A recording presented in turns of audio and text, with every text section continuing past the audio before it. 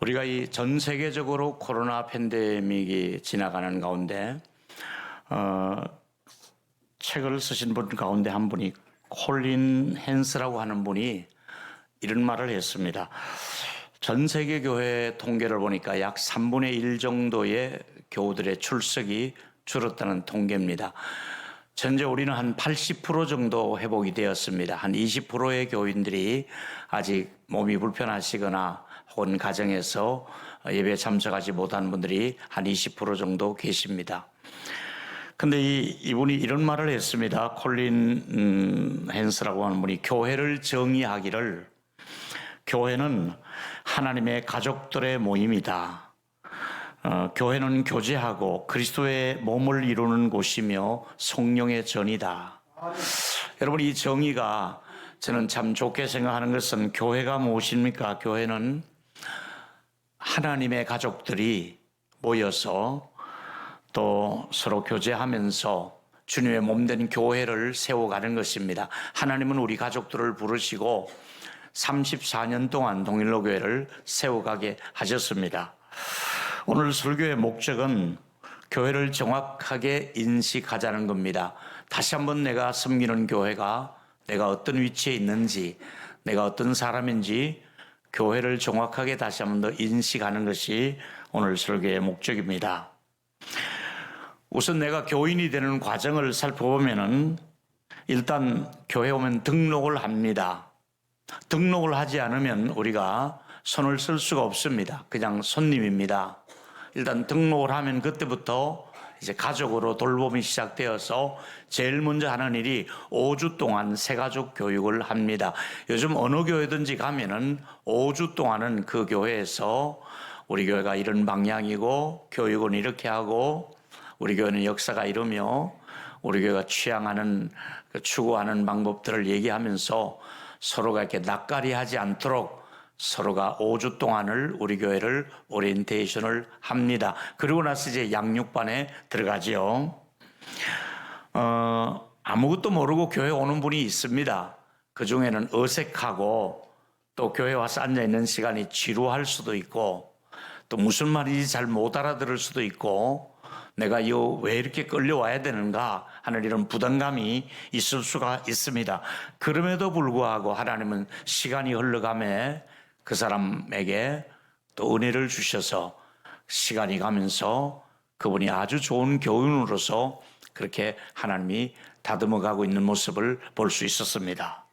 처음에는 누구나 한 발은 교회에 들어왔지만은 아직은 한 발은 세상에 딛고 오히려 세상 쪽의 것이 훨씬 더 좋고 거기에 취향에 빠져서 세상적인 그런 모임에 쭉 다닐 수밖에 없습니다. 다 이해합니다.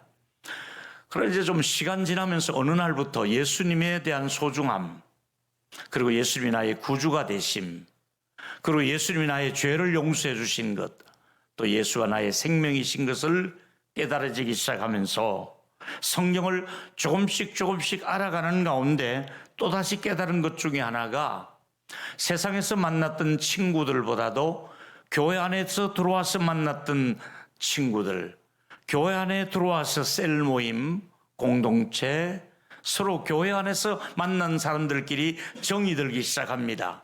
그러다 보면은 세상에서의 친구들, 동창들 참 좋았는데 오히려 교회 안에 들어와 보니까 이분들이 진심으로 나를 사랑하고 아껴주는구나. 이런 것들이 마음에 와닿기 시작하는 것이지요. 그 다음에 이제 교회 친구가 소중한 생각이 들 때쯤 되면 또 무슨 생각이 드냐면 전에는 아무렇지 않게 죄를 지었는데 죄를 짓고 나면 찜찜합니다. 교회 다니지 않은 때는 몰랐는데 교회 다니고 난 다음부터는 조그만한 일에도 마음에 찜찜한 것이 마음이 개운하지 않습니다. 교회 가고부터는 뭔가 마음에 영적인 갈등이 일어나고 불편한 일이 한두 가지가 아닙니다. 그러면서 이제 그가 영적인 눈을 뜨기 시작하는 것이지요. 그래서 교회에서 배우는 것 중에 하나가 하나님이 나를 엄청 사랑하셨구나, 많이 기다려 주셨구나, 그리고 나도 이제 하나님을 사랑해야겠구나, 그리고 이웃을 사랑하게 되고 교회를 사랑하게 되고 교회 친구들을 사랑하게 됩니다. 좀 더 구체적으로 어떻게 하면 교인으로서 내가 아름다운 면모를 갖출 수 있느냐? 1차는 등록을 하지만은 2차적으로는 세례를 받아야 됩니다. 교회는 세례를 받음으로 그때부터 이제 교인으로서의 좀 다른 모습을 세례교인이라고 할 때에 그래도 조금 이제 교인으로서 우리가 어느 정도 인정을 받을 수가 있고 그때부터 직분도 고려할 수가 있는 것이지요. 세례를 받지 않으면 그 어떤 직분도 그에게 줄 수가 없습니다. 세례를 받고 나면 그 다음부터 교회에서 그에게 맞도록 어떤 그 직분을 주고 봉사할 기회를 주시는 것이지요. 그런데 오늘 제가 말씀드리고 싶은 것 중에 중요한 것은 교회에 오셔서 좀 더 우리 교회의 핵심 가치가 뭔가, 교인이 된 다음에 좀 더 핵심 가치가 교인하면 어떤 것이 다른가 하는 것을 말씀드린다면 첫 번째는 교인은 반드시 거듭나야 된다는 겁니다. 여러분, 중요한 것은 이 영적인 출생의 비밀을 모르고 교회를 다니면 안 됩니다.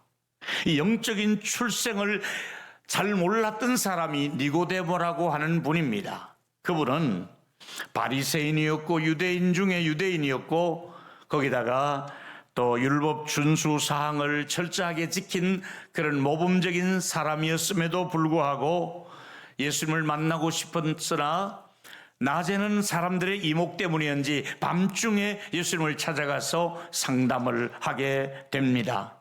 예수님과 말씀을 나누는 중에 이런 말씀을 하셨습니다. 예수님이 니고데모에게 아주 중요한 말씀을 하셨습니다. 요한복음 3장 3절에 보니까 예수께서 대답하여 이르시되, 강조하시려고 두 번 말한 겁니다.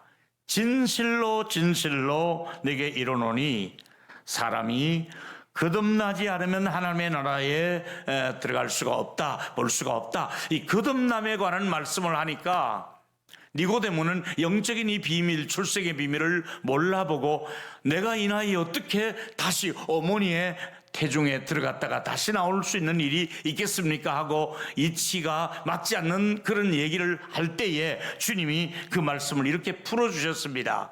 하나님의 말씀이 너를 다시 만들 것이다.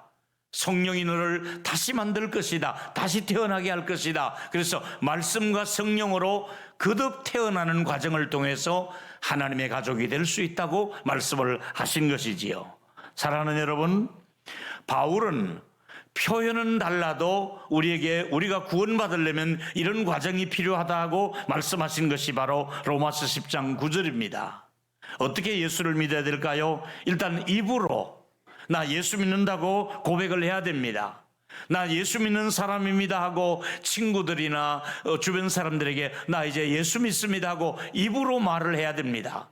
어떤 사람은 입으로 말을 못하고 속으로만 하는 분이 있는데 두 가지 다 하셔야 됩니다. 입으로 주로 시인하고 또 하나님께서 그를 죽은 자 가운데 살리신 것을 마음으로 믿으면 구원을 얻으리라. 구원을 받는 데는 반드시 입으로도 신앙 고백을 하셔야 되고 마음으로도 받아들여야 됩니다. 우리 사랑하는 동일교 교우 여러분, 우리의 입으로도 마음으로도 예수님을 영접하고 예수님을 사랑하고 전할 수 있는 저와 여러분이 되기를 축복합니다.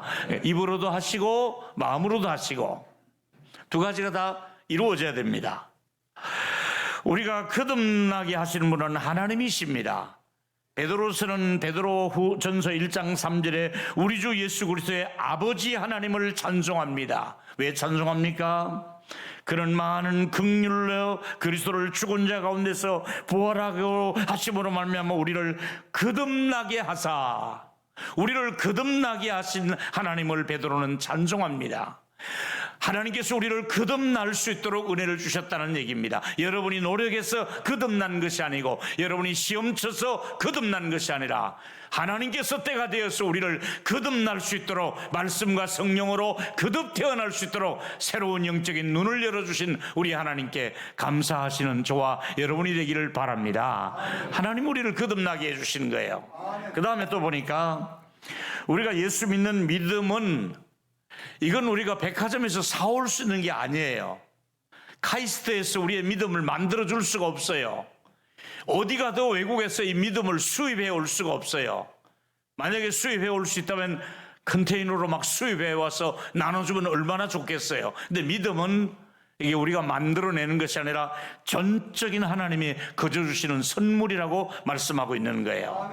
이 선물을 우리가 받은 거예요. 믿음의 선물을 우리가 받았습니다. 그런데 여러분, 이 선물은 처음에는 하나님의 백성들이 유대인들만 하나님의 백성인 줄 알았습니다.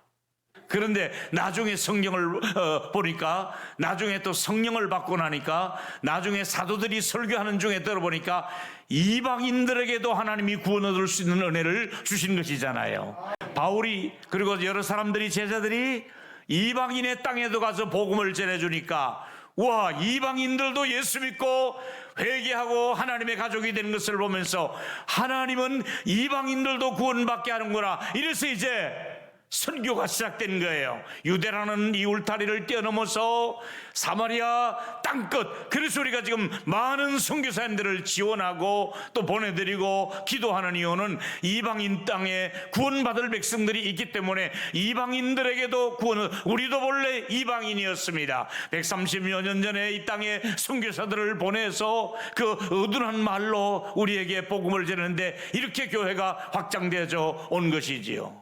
그때 선교사들이 우리 말을 잘 몰라가지고, 남자는 이쪽에, 여성은 이쪽에 이렇게 말하는데, 암놈은 이쪽에, 순놈은 이쪽에 이렇게 말할 정도로 그렇게 말이 어두한 선교사도 있었습니다. 남만여만 따로 앉을 때니까. 그리고 또 여러분, 유리창이 깨졌습니다, 이걸 모르고 유리창이 멸망했습니다 이렇게 말할 정도로. 그리고 어려웠던 단어가 선생하고 생선하고 구분을 못해가지고 그 정도로 선교사들이 어려움 중에서도 이 땅에 와서 복음을 전했지요. 이렇게 대한민국 교회가 하나님의 은혜로 크게 성장하고 전 세계 앞에 또 복음을 전하게 되었습니다. 우리가 반드시 이제 교회에 모여야 될 이유는, 핵심은 성부, 성자, 성령 하나님을, 우리를 죄에서 구원해 주신 하나님의 용서해 주심과 그 사랑을 감사하며 예배드리기 위해서 우리를 모이는 것입니다. 이 건물은 존재의 이유가 예배 때문에, 우리가 예배당이 각 처소에 존재하는 이유는 예배드리라고, 그것이 지하실 교회이든 2층의 교회이든 저 섬에 있는 교회든 어디든지 간에 하나님이 교회를 허락하신 것은 예배드리기 위해서 그 처소를 허락해 주신 것이지요. 하나님께서는 거듭난 이후 사람들의 모습은 여기 와서 찬양하면 찬양이 즐겁고 또 말씀을 들으면 또 듣고 싶고, 그러면서 여기 와서 만나는 친구들이 너무 소중하다는 생각을 들면서 거듭난 사람들이 예배하기 위해서 모여드는 곳이 바로 교회라는 것을 여러분이 인식을 하셔야 되는 것입니다. 두 번째는, 교회는 자녀로 입양된 사람들이 모인 곳입니다. 원래 우리는 고아처럼 버림을 받을 수밖에 없는 존재인데 우리를 입양을 시켜주신 것입니다. 여러분, 한 아이를 고아원에서 한번 입양의 절차를 생각해 보십시오. 제가 이 아이를 데려다가 내 호적에 넣고 교육도 시키고 시집장가 보낼 겁니다 하면 아마 고아원 원장님이 이 아이가 돼 있는 주민등록을 이쪽 집으로 딱 옮겨주면서 그때부터 이 아이를 우리 집에 데리고 오면 씻기고 식탁에 같이 밥을 먹고 방도 하나 내주고 학교 갈 준비를 다 시켜주고 모든 준비를 어머니가 해주고 가족들이 다 모여서 가족 사진도 찍고, 그러면서 이제 이 아버지께서 내가 너희들에게 물려줄 것이 있는데 큰아이 너에게도 둘째 너에게도 그리고 입양된 너에게도 똑같이 나는 너를 입양했다고 해서 내 것을 너에게 안 주는 것이 아니라 다 물려줄 수 있다고 말씀하며, 우리가 하나님의 자녀로서 원래 고아처럼 우리가 그렇게 입양될 수 없는 그런 사람인데도 하나님이 우리 모두를 하나님의 자녀로 입양을 시켜주셔서 입양이 되는 과정을 보니까 에베소서 1장 5절에 아주 구체적으로 기록했습니다. 그 기쁘신 뜻대로 우리를 예정하사, 우리 장로교는 예정론을 믿고 있습니다. 하나님이 구원받을 사람들을 예정했다가 예수 그리스도로 말미암아 자기의 아들들이 되게 하셨으니, 하나님이 기쁨으로 우리를 예정했다가 아들들 되게 하셨습니다. 우리 옆 사람에게 말씀하시기 바랍니다. 하나님의 기쁨의 아들들입니다. 시작. 하나님의 기쁨의 아들입니다. 할렐루야. 하나님이 하기 싫은데 억지로 이거 인간을 넣을까 말까, 뭐 얘가 빼버릴까, 얘는 안 돼, 빼버려, 넣었다가 뺐다가, 이게 아니라 기쁨으로 내가 너를 받아들이겠다, 너를 내 아들로 기쁨으로 받아들이겠다. 우리가 행위를 보지 아니하시고 우리의 외모를 보지 아니하시고 하나님이 기쁨으로 예정했다가 때가 되어 하나님의 아들 딸로 받아주셔서 여기 앉아 계신 줄로 믿으시기를 바랍니다. 기쁨으로 우리를 영접해 주신 거예요. 예정하시고 아들 딸 만들어 주셨다고 말씀하는 거예요. 이제 세 번째 얘기는, 교회는 세상으로부터 분리된 사람들이 모인 곳입니다. 우리가 노원구에 수많은 사람들이 있지만은 구별되게 해서 분리된 사람들이 여기에 오시는 것이지요. 부름을 받아 분리되어서 여기 오신 분들이 교인이라고 얘기합니다. 자, 오늘 새 언약에 관한 말씀을 합니다. 예레미야가 새 언약에 관한 말씀을 했는데, 많은 신학자들이 예레미야 31장에서 박사 논문을 많이 취득하는 언약에 관한 말씀이 여기 나옵니다. 나는 너희들의 하나님이 된다, 너희들은 나의 백성이 된다. 이게 새 언약입니다. 우리가 하나님의 가족이다, 하나님의 아들 딸이다, 하나님은 나의 아버지시다. 이것이 새로운 언약이다 이 말입니다. 할렐루야. 이미 있었던 언약을 다시 반복해서 요약해서 재확인시켜 주신 것을 본문에서 말씀하고 있습니다. 우리 모두는 세상에 살면서 이제 그리스도께로 이미 돌아온 사람들입니다. 하나님이 세상에 살고 있는 저와 여러분을 부르셔서 예수께 돌아오도록 해주셔서 이미 저와 여러분은 돌아온 분들입니다. 성령의 능력으로 새로워질 수가 있고, 또 하나님께서 이제 하나님의 법을 순종하도록 그렇게 우리를 만들어 가실 것입니다. 돌아왔으니 하나님의 법을 사랑하고, 돌아오셨으니 순종하면서 주님의 교회를 섬길 수 있는 저와 여러분이 되시기를 바라면서, 이제 우리가 그리스도인으로서 거듭나게 되었고 자녀로 입양이 되었고, 또 하나님께서 우리를 이제 예배할 수 있는 신분의 변화를 주셨습니다. 여러분, 교회 다니는 사람 외모는 비슷해 보이고 별거 아닌가 보여도, 우리가 모습이 초라해 보인다 할지라도, 비록 지팡이를 짚고 교회로 온다 할지라도 우리는 신분이 새로워진 사람인 줄로 믿습니다. 우리는 신분이 다릅니다. 신분이 다릅니다. 우리는 교회를 떠날 수 없는 신분이 되었습니다. 그래서 우리는 교회에 모일 수밖에 없고 배울 수밖에 없고, 우리는 함께 봉사하지 아니할 수가 없습니다. 그래서 우리는 주일을 기다리며 사는 사람이 되어야 됩니다. 아직까지 저는 주일을 앞에 두고 있으면 토요일이면 엄청 마음이 설레기 시작합니다. 토요일 밤이면 거의 가슴이 설레서, 제가 죄송합니다, 입버릇처럼 하는 얘기입니다만은 원고를 또 읽어보고 또 읽어보면서 내일 입고 가야 될 양복도 미리 내놓고 넥타이도 내놓고 주일을 엄청 기다리고 있습니다. 주일을 굉장히 사랑하고 있습니다.